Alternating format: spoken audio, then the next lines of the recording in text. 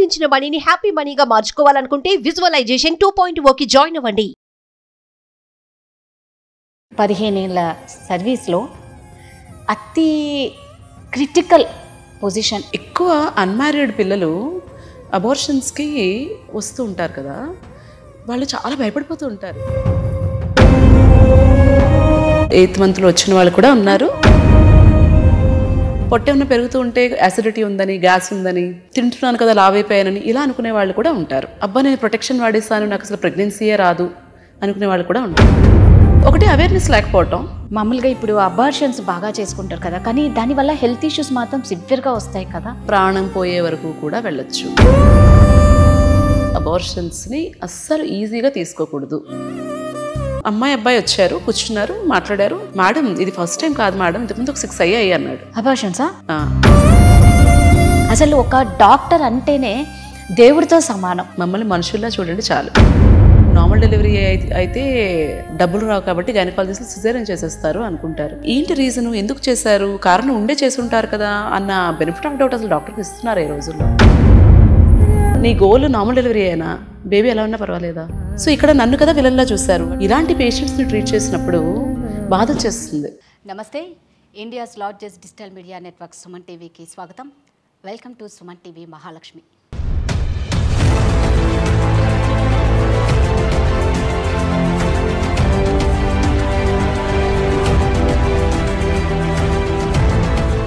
తల్లి జన్మనిస్తే డాక్టర్ పునర్జన్మనిస్తారు.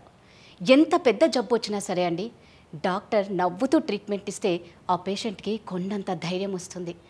అర్ధరాత్రి అనక అపరాత్రి అనక ఎంత గాఢ నిద్రలో ఉన్నా సరే అండి, ఒక్క కాల్తో డాక్టర్ రియాక్ట్ అయిపోయి ఎంత అలర్ట్గా సర్జరీ చేయాలంటే అది చిన్న విషయం కాదు.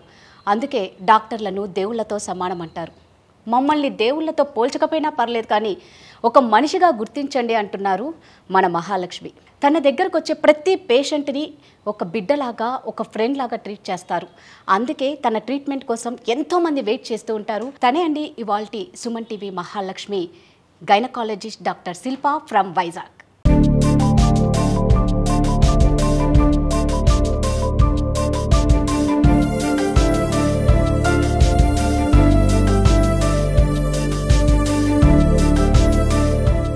నమస్తే అండి. నమస్తే శిల్ప గారు, నేను ఆల్రెడీ ఈ మహాలక్ష్మి గురించి నేను చెప్పా. అంటే మీ లైఫ్ అంతా చాలా కూల్గా వెళ్తుంది, ఆడుతూ పాడుతూ. అంటే ఏ బాధలు వచ్చినా మీరు తట్టుకోగలుగుతారు కాబట్టి ఈరోజు ఇంత హ్యాపీగా నాకేమీ లేవు అని కూల్గా ఉండగలుగుతున్నారు. ఫస్ట్ శిల్ప గారి బాల్యం గురించి తెలుసుకోవాలనుంది. ఇంత హ్యాపీగా లైఫ్ని ఎంజాయ్ చేస్తున్నారు కాబట్టి. హ్యాపీనెస్ అన్నది ఒక మనిషి పర్స్పెక్టివ్. ఒకళ్ళు ఇంత ప్రాబ్లంకే చాలా పెద్ద ప్రాబ్లం ఉంది అనుకోవచ్చు, ఒకళ్ళు పెద్ద ప్రాబ్లంని కూడా నాకు ఏ ప్రాబ్లం లేదు అనుకోవచ్చు. సో ఎప్పుడు కూడా ఒక మనిషి 100% హ్యాపీగా ఉంటారని కాదు, ఎప్పుడు కూడా సాడ్గా ఉంటారని కాదు. మనం మన లైఫ్లో ఎదురైన సిచ్యుయేషన్స్ని ఎలా హ్యాండిల్ చేస్తాము అన్న దాని మీద డిపెండ్ అవుతుంది. మీరు చెప్పినట్టే I'm very fortunate to have a beautiful family. అమ్మ నాన్న, తమ్ముడు, ఇప్పుడు హస్బెండ్, ఇన్లాస్ అందరూ చాలా బాగా చూసుకునేవాళ్ళే. అలా అని లైఫ్లో ఎప్పుడు కష్టాలు లేవు అని కూడా కాదు. మా చిన్నప్పుడు పల్లెటూరులో పెరిగాను. 7 కజిన్స్ అందరం ఉండేవాళ్ళం కలిసి. పూర్ పీపుల్ అని చెప్పాం కానీ కొంత జాగ్రత్తగా ఉండేవాళ్ళు కదా ఇదివరకు రోజుల్లో. సో అంత యాడిక్వేట్గా ఫ్రూట్స్ కానీ ఫుడ్ కానీ అంటే మరీ ఎక్కువగా అలా ఇప్పుడున్నట్లయితే ఉండేది కాదు. సో పల్లెటూరులోనే చదువుకున్నాను 6th క్లాస్ వరకు, 6th 7th క్లాస్ వరకు. తర్వాత తెలుగు మీడియంలోనే చదువుకున్నాను నేను 10th క్లాస్ వరకు. తర్వాత సడన్గా ఇంటర్మీడియట్ ఇంగ్లీష్ మీడియంలోకి షిఫ్ట్ అవటం, ఆ ట్రాన్సిషన్ కొంచెం ఇబ్బంది పడ్డాను. తర్వాత మళ్ళీ MBBS అడ్మిషన్కి, తర్వాత మళ్ళీ MBBS అంతా PG అడ్మిషన్కి. ఎవరి లైఫ్ స్మూత్గా ఉంటుందని అనను, కానీ మంచి సపోర్ట్ సిస్టమ్ ఉంటే మనకి చిన్న చిన్న కష్టాలు ఎదురైనా కూడా మనం ఓవర్కమ్ చేయగలం. ఎగ్జాక్ట్లీ. అండ్ ఇంకొకటి ఏంటంటే, ఈ కొంతమందికి ఇన్హరెంట్గా నేచర్ ఉండొచ్చు, ఏ కష్టమైనా ఫేస్ చేసే యాటిట్యూడ్ ఉండొచ్చు. అందరూ ఒకలా ఉండరు కదా. సో ఇది మనం పిల్లలకి చిన్నప్పటి నుంచి కూడా వాళ్ళకి పెంచాలి. కష్టం తెలియకుండా పెంచాను నేను అని గొప్పగా ఫీల్ అవుతారు చాలామంది. That is not right. Reality తెలియాలి. పిల్లల పెంపకం నుంచి కూడా మనం అది వాళ్ళకి అలవాటు చేయాలి. అప్పుడు రేపు పొద్దున ఒక కష్టం వచ్చినా కూడా వాళ్ళు తట్టుకుని నిలబడగలుగుతారు. సో అన్నిటికీ నిజంగా తట్టుకునేలా పేరెంట్సే పెంచాలేమో. పెంచాలి. అండ్ ఇప్పుడు ఒక యూట్యూబ్ ఛానల్ సక్సెస్ అవటము, కెరియర్ టేక్ ఆఫ్ అవటము, ఒక హాస్పిటల్ పెట్టుకోవడము, ఈ సిచ్యుయేషన్లో ఉన్నాను. బట్ ఇది ఎప్పుడూ లేదు కదా, దీనికి ముందు స్ట్రగుల్స్ కూడా ఉన్నాయి. అండ్ చాలామంది ఏమనుకుంటారంటే ఈ సోషల్ మీడియా వచ్చిన తర్వాత జరుగుతున్నవి ఇవి కనిపించిందే నిజం అనుకుంటారు. కరెక్ట్. ఇప్పుడు మనం నవ్వుతూ ఒక పిక్చర్ పెట్టాం అనుకోండి, అబ్బా వీళ్ళ లైఫ్లో మొత్తం హ్యాపీనెస్ ఉంది అనుకుంటారు, ఏం కష్టాలే లేవనుకుంటారు. కానీ మనకు తెలియదు కదా, ఇప్పుడు మీకు నేను నవ్వుతూ కనిపిస్తున్నాను, నాకు ఎన్ని ప్రాబ్లమ్స్ ఉన్నాయి మీకు తెలియదు కదా. సో కనిపించినంత నిజం కాదు. ఎవరు కష్టం ఫోటో తీసి పెట్టుకోరు కదా సోషల్ మీడియాలో. పెట్టుకుంటావా? మనం ఏడుస్తూ ఫోటో తీసి పెట్టుకోం కదా. సో ప్రతి మనిషి హ్యాపీగా ఉంటారు, వాళ్ళకి కష్టాలు లేవు, నాకే కష్టాలు ఉన్నాయి. ఆ విక్టిమ్ మైండ్ సెట్ అనేది మాత్రం నాకు నచ్చదు. దీనికి ఎగ్జాంపుల్ ఏంటంటే, ఒక లేడీని నేను ట్రీట్ చేశాను, మేబీ 1 year అయినట్టుంది. చాలా మందిని పేషెంట్స్ని చూస్తాం కదా, అన్ని గుర్తుండవు, బట్ కొన్ని ఇన్సిడెంట్స్ గుర్తుండిపోతాయి. ఆవిడ ఏంటంటే చాలా దీనమైన స్థితిలో ఉన్నాను, నేను చాలా హెల్ప్లెస్ అని చాలా వీక్గా వచ్చారు. ఏమైందమ్మా అంటే, ఇక్కడ ఇంత దెబ్బ ఉంది. ఏమైందమ్మా అంటే, మా బాబు కొట్టేశాడమ్మా నన్ను అని చెప్పాడు. ఏం చదువుతున్నాడు అంటే ఇంజనీరింగ్ చదువుతున్నాడు. ఇంజనీరింగ్ చదువుతున్న బాబు 40 ఏళ్ల తల్లిని కొట్టడం ఏంటి, ఎందుకు అలా అయింది అంటే, ఏం చేస్తామమ్మా నా పరిస్థితే అంతా, నా హస్బెండ్ నన్ను వదిలేసి వెళ్ళిపోయారు, మరి ఈ హస్బెండ్ లేనప్పుడు పిల్లలు ఎలా ఉంటారు, ఇలాగే కదా ఉంటారు, ఎందుకు ఉండాలి, అదే కదా, ఎందుకు ఉండాలి, మిమ్మల్ని మీరు నేను పెథటిక్, నాకు చేత కాదు, నేను ఇంతే అని మీరు యాక్సెప్ట్ చేసి మీరు ఒక వీక్ ఉమెన్ అయినప్పుడు ఆటోమేటిక్గా మీ పిల్లలు కూడా మిమ్మల్ని అలాగే చూస్తారు. మనకి మనం రెస్పెక్ట్ ఇచ్చుకోకపోతే మనకి ఎక్కడ రెస్పెక్ట్ దొరకదు, ఫ్యామిలీలోనూ దొరకదు, బయట దొరకదు. సో ఆ విక్టిమ్ మైండ్ సెట్ అనేది ఉండొద్దు అంటాను నేను. కష్టాలు ఎవరికైనా ఉండొచ్చు, నాకు చాలా పెద్ద కష్టం వచ్చింది 3 ఏళ్ల క్రితం, అది ఓవర్కమ్ అయింది, రేపు పొద్దున వస్తుందేమో ఏమో, అలాంటి లైఫ్ ఆపేయలేం కదా. అయ్యో నాకే ఎందుకు ఇలా వచ్చింది అని ఉండిపోతే ముందుకెలా వెళ్తాం, ముందుకెళ్ళలేం కదా. అంటే గైనకాలజిస్ట్ డాక్టర్ కాబట్టి రకరకాల కేసెస్ చూసింటారు శిల్పా గారు. 15 ఏళ్ళ సర్వీస్లో అతి క్రిటికల్ పొజిషన్ మీరు ఏది చూసి చాలా బాధపడి ఎమోషనల్గా, అంటే మీరు ఇందాక అన్నారు అలాంటి ఎమోషన్స్ మీకున్నారు, బట్ పేషెంట్ మీ దగ్గరకు వచ్చినప్పుడు ఒక బిడ్డగా మీరు ట్రీట్ చేయాలి, మీరు తల్లులే బిడ్డగా ట్రీట్ చేసి ఇది క్రిటికల్ పొజిషన్ నుంచి మీరు వాళ్ళని బయటికి తీసుకొచ్చి ఇది నాకు చాలా హ్యాపీ ఇచ్చింది ఈ కేస్ అన్నది ఏముంటుంది? మీకు అన్ని హ్యాపీ మూమెంట్సే ఉంటాయి అందులో. ఎగ్జాక్ట్లీ అందులో ఏదైనా ఒక్కటి ఇంకా క్రిటికల్ అంటే ఇంకా మనం కొన్ని కేసెస్ హ్యాండ్ వదిలేస్తారు. బై డిఫాల్ట్ గైనకాలజీలో అవుట్కమ్ అనేది గుడ్డే ఉండాలి. ఒక న్యూరో సర్జరీ అంటే బ్రెయిన్ సర్జరీనో హార్ట్ సర్జరీనో ఒకవేళ ఫెయిల్ అయింది, లేకపోతే ఇంత రిస్క్ ఉంది ఫెయిల్ అవడానికి, లేకపోతే పేషెంట్ డెత్ అవడానికి హై రిస్క్ కేసెస్ ఉంటాయి. బట్ గైనిక్లో outcome has to be good. ఎందుకు? ఏదో డెలివరీకి వస్తారు, లేకపోతే యూట్రస్ రిమూవల్ సర్జరీస్కో, ఓవేరియన్ సిస్ట్ రిమూవల్ సర్జరీస్కో ఇలాంటి వాటికి వస్తుంటారు. సో అవుట్కమ్ అనేది ఎప్పుడు కూడా బాగా it has to be good. So ప్రతి కేసులోనూ చాలా సాటిస్ఫాక్షన్ ఉంటుంది. ఎందుకంటే మీరు అనుకోవచ్చు డెలివరీస్ కాకుండా ఇంకేమన్నా క్రిటికల్గా హ్యాండిల్ చేశారని, మీరు అలా అనుకుంటున్నారు కదా. కానీ ఒక లేడీకి చైల్డ్ బర్త్ అనేది ఎన్నిసార్లు వస్తుంది? వన్స్ ఆర్ ట్వైస్ కదా. సో ప్రతి ప్రెగ్నెన్సీ ప్రెషియస్, ప్రతి లైఫ్ ప్రెషియస్. సో ఏ కేసు హ్యాండిల్ చేసినప్పుడు కూడా ఆ బేబీ డెలివరీ వాళ్ళకి ఇస్తున్నప్పుడు వాళ్ళకి ఎంత ఆనందం ఉంటుందో నాకు కూడా అంతే ఆనందం ఉంటుంది. బట్ స్పెసిఫిక్గా మీరు అడుగుతున్నారు కాబట్టి చెప్పాలి అంటే, ఎక్కువ అన్మ్యారీడ్ పిల్లలు అబార్షన్స్కి వస్తూ ఉంటారు కదా, వాళ్ళు చాలా భయపడిపోతూ ఉంటారు. అంటే ఇమాజిన్ ఒక అమ్మాయి ప్రెగ్నెంట్ అయిందంటే అది అమ్మాయిది ఒక్కదాని తప్పు కాదు కదా. కరెక్ట్. మీరు ఎవరైనా అబ్బాయి గురించి మాట్లాడతారా? నువ్వేం చేస్తున్నావు, నీకు పీరియడ్ రాకపోతే టెస్ట్ చేసుకోవాలి కదా, ఆ మాత్రం తెలీదా అని అనేస్తారు ఈజీగా కదా. పేరెంట్స్కి చెప్పుకోలేదు, సపోర్ట్ చేసే ఫ్రెండ్స్ ఉండకపోవచ్చు, అది చేసిన మనిషి కనపడ్డు ఆ టైంలో, నువ్వే ప్రపంచం అంటాడు, ఆ మనిషి కనపడ్డు, ఎక్కడికి వెళ్తుంది అమ్మాయి? అలాంటి మనిషి వచ్చినప్పుడు నేను కూడా అదే అంటే ఏమైపోతుంది అమ్మాయి? సో ఇలాగ ఒక అమ్మాయి వస్తే నేను ఏమీ జడ్జ్ చేయలేదు, అమ్మాయిని ట్రీట్ చేశాను, పంపించేశాను.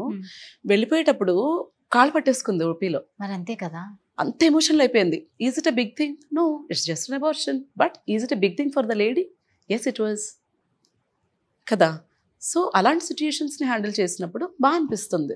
అంటే ఇప్పుడు నేను అడుగుతున్నా, ఒక పెళ్లి కాని అమ్మాయి మీ దగ్గరికి అంటే ఏ మంత్లో మీ దగ్గరకు వస్తారు? చాలా రకాలు చూస్తాము. 7th monthలో కూడా వస్తారు. 7th month 8th monthలో వచ్చిన వాళ్ళు కూడా అంటే వాళ్ళకు తెలియదు. అది ఎలా తెలియకుండా ఐడెంటిఫై చేయకుండా, అంటే అది అంత ఈజీ. ఇప్పుడు 1 month డేట్ రాలేదు Usually, అన్నప్పుడే అంటే పీసీఓడి ప్రాబ్లం అది ఉంటుంది కదా కొంతమందికి, వాళ్ళకి ఇర్రెగ్యులర్ సైకిల్స్ వస్తాయి. Yes, okay. వాళ్ళకి 3 months కో 4 months కో పీరియడ్ రావటం అన్నది వాళ్ళకి నార్మల్ ప్యాటర్న్. Okay. అలా అనుకుని వాళ్ళు రారు. కొంతమంది ఏమనుకుంటారు, బేసిక్గా అంత నోటీస్ చేసుకోరు బాడీలో ఏ చేంజెస్. పొట్ట ఏమైనా పెరుగుతూ ఉంటే యాసిడిటీ ఉందని, గ్యాస్ ఉందని, లేకపోతే తింటున్నాను కదా లావైపోయానని ఇలా అనుకునే వాళ్ళు కూడా ఉంటారు. మూడో కేటగిరీ, కాండం ఏదో వాడేసి అబ్బా నేను ప్రొటెక్షన్ వాడేసాను నాకు అసలు ప్రెగ్నెన్సీయే రాదు అనుకునే వాళ్ళు కూడా ఉంటారు. అంటే కాండం వాడినా కూడా ప్రెగ్నెంట్ అయ్యే ఛాన్స్ ఉంది. చాలా 14 to 15% ఫెయిల్యూర్ రేట్ ఉంటుంది కాండంకి. ఇదంతా కొంత అవేర్నెస్ లేకపోవటం వల్ల. అండ్ చదువుకునే వాళ్ళు కూడా వస్తారు. ఈవెన్ నర్సెస్ కూడా కొంతమంది 5th month 6th month detect అయ్యి వస్తారు. నర్సెస్ కూడా ఇట్స్ జస్ట్ బ్యాడ్ లక్. అంటే ఒకటి అవేర్నెస్ లేకపోవటం, అండ్ సెక్స్ ఎడ్యుకేషన్ కూడా లేదు కదా, అంత ప్రివలెన్స్ లేదు కదా మన దగ్గర. ఇంట్లో వాళ్ళు మాట్లాడరు, వీళ్ళేమో డాక్టర్ దగ్గరికి వెళ్ళి ఏదైనా తెలుసుకుందామని అనుకోరు. ఆ అబ్బాయికి నాలెడ్జ్ ఉండదు, అమ్మాయికి నాలెడ్జ్ ఉండదు. కాకపోతే అన్ఫార్చునేట్లీ సఫర్ అయ్యేది అమ్మాయే కదా. సో ఇలాంటి కారణాలు చాలా ఉంటాయి. కొంతమంది అమ్మాయిలు, పెళ్లి కాని అమ్మాయిలు, వాళ్ళకి తెలియకుండా ఏ 7th month 8th month వస్తే అప్పుడు వాళ్ళు ఏం చేయనీకి లేదు, ఏమి చెయ్యలేరు, లీగల్గా కూడా ఏమి చెయ్యకూడదు. She has to continue the pregnancy till term వరకు కంటిన్యూ చేసి డెలివర్ చేయాలి బేబీని. అది ఎలా మరి? మీరు తల్లికి ఎలా అంటున్నారు, మరి బిడ్డకి బిడ్డ ఏం తప్పు చేసింది? డెలివరీ అయిన తర్వాత బిడ్డ ఏం తప్పు చేసింది? 7th month 8th month మీరు ఎలాగ టెర్మినేట్ చేసేసుకుందాం అనుకుంటారు? అప్పటి వరకు అసలు అన్వాంటెడ్ ప్రెగ్నెన్సీ రాకుండా చూసుకోవడం మీ రెస్పాన్సిబిలిటీ. అక్కడ తప్పు చేశారు. ఎర్లీగా డిటెక్ట్ చేసుకోకపోవడం ఇంకొక తప్పు. మీరు డిటెక్ట్ చేసిన తర్వాత మీ స్వార్థం కోసం 7th month 8th month delivery చేసేసి పడేస్తాను అంటే దట్ ఈస్ నాట్ రైట్. అందుకనే అంటాను అవేర్నెస్ ఉండాలి అని. నా యూట్యూబ్ ఛానల్ స్టార్ట్ చేయడం వెనక రీజన్ కూడా అదే. సో శిల్పా గారు, మామూలుగా మన ఆడవాళ్ళకి ఏంటంటే ఏదన్నా పండగ వస్తుంది, ఎక్కడికైనా ఊరికి వెళ్ళాలి, లేకపోతే మాకు తొందరగా అర్థమైపోయింది మీరు ఏమడుతున్నారు. పిల్స్ ఒకటి యూజ్ చేస్తాం హెల్త్ వైజ్, ఎంత పీరియడ్ వద్దు అని, వద్దు అనేసి ఆ డేట్ ని డిలే చేయాలి. మనకి ఇష్టం వచ్చినప్పుడు డేట్ రావాలి, దాని ఇష్టం వచ్చినప్పుడు మనం ఉండొద్దు. సో అలాంటప్పుడు ఎలాంటి ప్రాబ్లమ్స్ ఫేస్ చేస్తారు అమ్మాయిలు? పీరియడ్ అన్నది కూడా నార్మలే కదా. Why should you use pills to postpone the period కదా. గుడికి వెళ్ళకూడదు అంటారు. నాకైతే అది నమ్మకం లేదు. నేను ఈ రోజు వరకు నేను కానీ మా ఇంట్లో వాళ్ళు కానీ ఒక్క రోజు కూడా పీరియడ్ పోస్ట్పోన్మెంట్ పిల్ వేసుకోలేదు. నేను పేషెంట్స్ కూడా అదే చెప్తాను, వద్దు అని చెప్తాను. అయినా కూడా వినకుండా కొంతమంది అయితే వాళ్ళ హ్యాండ్ బ్యాగ్లో పెట్టుకొని తిరుగుతూ ఉంటారు, ఏ అవసరం వచ్చినా మింగేస్తూ ఉంటారు. ఇది యాక్చువల్లీ దీని గురించి చెప్పండి, నేను ఒక స్కూల్ హెల్త్ ప్రోగ్రామ్స్ చేస్తూ ఉంటాను. ఆ స్కూల్ హెల్త్ ప్రోగ్రామ్కి వెళ్ళినప్పుడు ఒక 8th class అమ్మాయి అడిగింది నన్ను, మేడం పీరియడ్ పోస్ట్పోన్మెంట్కి పిల్స్ వేసుకుంటారు కదా, అది వేసుకోవచ్చా అని. అసలు 8th class అమ్మాయికి అది ఎలా తెలిసిందన్నది నాకు అర్థం కాలేదు. అంటే అంత ఎక్కువగా ఇంట్లో వాళ్ళంతా దాన్ని అబ్యూస్ చేస్తున్నారు. సో ఈ పీరియడ్ పోస్ట్పోన్మెంట్ అన్న రీజన్ కోసం ఆ పిల్ని డిజైన్ చేయలేదు. We all practice evidence based medicine. అంటే ఒక టాబ్లెట్ ఇవ్వాలి అంటే అది ఎందుకు ఇవ్వాలి, దానికి ఈ కండిషన్స్కి ఈ టాబ్లెట్ ప్రిస్క్రైబ్ చేయాలని ఉంటుంది. ఎక్కడ కూడా మెడికల్ సైన్స్లో పీరియడ్ పోస్ట్పోన్ చేసుకోవడానికి ఈ టాబ్లెట్స్ వాడుకోండి అని ఉండదు. ఇండియాలో మన కల్చర్ వైజ్ కొంతమంది అడుగుతూ ఉంటారు, బట్ దీన్ని అదే పనిగా అబ్యూస్ చేయకూడదు. ఒక్కొక్కసారి ఒక లేడీని చూశాను నేను, తనకి రావడమే చాలా సివియర్ పెయిన్తో వచ్చారు. చూస్తే ఐ థింక్ ఒక 1 లీటర్ 1.5 లీటర్స్ బ్లడ్ ట్యూబ్లో ప్రెగ్నెన్సీ వచ్చేసి అది పగిలిపోయి అక్యుములేట్ అయిపోయింది. Then I had to do an emergency surgery to save her. ఒక 3 ప్యాకెట్ల బ్లడ్ పెట్టాల్సి వచ్చింది. ఇదంతా ఎందుకైంది? ఇలాంటి పీరియడ్ పోస్ట్పోన్మెంట్ పిల్స్ వల్ల కూడా అందరికీ ప్రెగ్నెన్సీస్ ఫెలోపియన్ ట్యూబ్లోనే ఫామ్ అవుతాయి. ఆ ట్యూబ్ మూవ్మెంట్ ఏమైనా కొంచెం స్లో అయిపోయింది అనుకోండి, బేబీ వెళ్ళి అక్కడ అతుక్కొని ఉండిపోతుంది. ఇలాంటి పిల్స్ వల్ల అలాంటి ప్రాబ్లమ్స్ కూడా రావచ్చు. Why do you abuse it? ఇంకొక కండిషన్ చెప్తాను. ఒక అమ్మాయి, పెళ్లి ముహూర్తాలు ఉన్న పిల్లలు వస్తూ ఉంటారు కదా, వాళ్ళు వచ్చినప్పుడు యూజువల్లీ ఏం చేస్తారంటే ఇంట్లో చేయాల్సినవన్నీ చేసేసి పీరియడ్ టైం కూడా దాటిపోయి లాస్ట్ మినిట్లో వస్తారు. వచ్చి పీరియడ్ పోస్ట్పోన్మెంట్ పిల్ కావాలి అంటారు. అప్పుడు నేను ఒకటే చెప్తా, ఇది పని చేయొచ్చు, పని చేయకపోవచ్చు. అలానే ఎక్కువ డోసెస్ వేసుకోవటము అది కూడా మంచిది కాదు కదా. ఒక అమ్మాయికి ఇలాగే పెళ్ళి రేపు 1 hour ఉందనగా పాపం అమ్మాయికి ముందు రోజు పీరియడ్ వచ్చేసింది. నేను పిల్ పెట్టిన అమ్మాయికే. రావచ్చు, రాకుండా ఆపలేం కదా. If you come late are if the dose is not adequate, అది రావచ్చు. బికాస్ దట్ పిల్ is not design to do that. ఆ అమ్మాయి అయితే నాకు ఇప్పుడు చచ్చిపోవడం తప్ప ఇంకొక దారి లేదు, రేపు పొద్దుట పెళ్ళుంది, నేను ఈ విషయం ఇంట్లో చెప్తే పెళ్ళి ఆపేస్తారు. వై? ఎందుకు ఆపాలి? పీరియడ్ అనేది నార్మల్ కాదా? అంటే పెళ్లి పీటల మీద కూర్చోపెట్టారు కదా, అదే ఎందుకు పెట్టకూడదు అంటారు నేను. అదే మన ఎందుకు పెట్టకూడదు? ఎందుకు పెట్టకూడదు? దానికి మరి ఆ పిల్లల్ని అంత స్ట్రెస్లో పెట్టడం మంచిదా? అది చెప్పండి. పోయి నాకు ఆన్సర్ ఇవ్వండి. లేదు లేదు ఓకే, నేను 100% అగ్రి అవుతాను, మీకు లేదు. సెంటిమెంటల్ వాల్యూస్ ఉన్నాయి, మీరు పీటల మీద ఆడపిల్లని కూర్చోబెట్టకూడదు పీరియడ్ వచ్చినప్పుడు కదా. మరి ఆ అమ్మాయికి అంత మెంటల్ స్ట్రెస్, సూసైడ్ చేసుకోవాలన్నంత బాధ కలిగించడం అనేది అవసరమా? Is it fair? ఖచ్చితంగా మన సెంటిమెంట్స్ కోసం అమ్మాయిని అంత ఇబ్బంది పెట్టాలా మనం? అండ్ మీరు ఒక ముహూర్తం పెడతారు, ఆ ముహూర్తానికి అమ్మాయికి పీరియడ్ వస్తుందో లేదో తెలుస్తుందా? లేదు కదా. అంటే మామూలుగా అందుకే కదా మన ఆడవాళ్ళకి ముందు డేట్లు చూసి ముహూర్తాలు పెడతారు, కానీ ఇది న్యాచురల్ గా మన చేతిలో మీరు లేదు. స్ట్రెస్ తీసుకుంటే గనక పీరియడ్ డిలే అయిపోవచ్చు, టైంకి వచ్చేయచ్చు. అది మన చేతిలో ఎప్పుడైతే కరెక్ట్ టైంకి రావాలి అనుకుంటారో అప్పుడే రాదు. ఉంది. Right. హార్మోన్స్ అన్నవి మన బాడీ ఫంక్షన్ మీద, స్ట్రెస్ లెవెల్స్ మీద అన్నింటి మీద డిపెండ్ అవుతుంది. అంటే ఇప్పుడు నాకు ఒకటే డౌట్, మరి ఆ పిల్ల ఎందుకు చేశారు? ఆ పిల్ రీజన్స్ వేరు యూజ్ చేయడానికి. Okay. హెవీ బ్లీడింగ్ అయినప్పుడు వాడతాము, ఎండోమెట్రియం ఏమన్నా కరెక్ట్ చేయాలంటే వాడతాము. పోస్ట్పోన్మెంట్కి ఎవరు కనిపెట్టలేదే పిల్. దాన్ని దీనిగా యూజ్ చాలా ఎక్కువ అబ్యూస్ చేస్తున్నారు, పిల్లలకు కూడా అలవాటు చేసేస్తున్నారు. పోనీ ఇంట్లో పోనీ అమ్మాయి పెళ్ళి ఓకే మీరు అడిగారు, పెళ్ళికి వచ్చే చుట్టాలకి వాడేస్తున్నారు, ఆ చుట్టాల పిల్లలకి వాడేస్తున్నారు. ఎందుకు? మన ఇంట్లో ఫంక్షన్ ఉందంటే మనం మెయిడ్స్ చేత ఒక వాడించేస్తున్నాం. డోలో వాడినట్టే. That is not right. You should never abuse your body. Learn to respect your body. ఆ అమ్మాయి పెళ్లి క్యాన్సిల్ అయిందా? చేసుకుంది. మామూలుగా ఇప్పుడు అబార్షన్స్ బాగా చేసుకుంటారు కదా, కానీ దానివల్ల హెల్త్ ఇష్యూస్ మాత్రం సివియర్ గా వస్తాయి కదా. ప్రాణం పోయే వరకు కూడా వెళ్ళొచ్చు. అన్వాంటెడ్ ప్రెగ్నెన్సీస్, అబార్షన్స్ని అస్సలు ఈజీగా తీసుకోకూడదు. మీకు ఒకవేళ ప్రెగ్నెన్సీ వద్దు అనుకుంటే ప్రాపర్ బర్త్ కంట్రోల్ ఆప్షన్స్ ఏంటి అన్నది go to gynaecologist, discuss and use. మీకున్న సగం జ్ఞానంతో వాడేసి దానికి ప్రెగ్నెన్సీస్ తెచ్చుకొని ఏముందిలే అన్వాంటెడ్ ప్రెగ్నెన్సీ కదా అబార్ట్ అయిపోతుంది అని లైట్ తీసుకోకూడదు.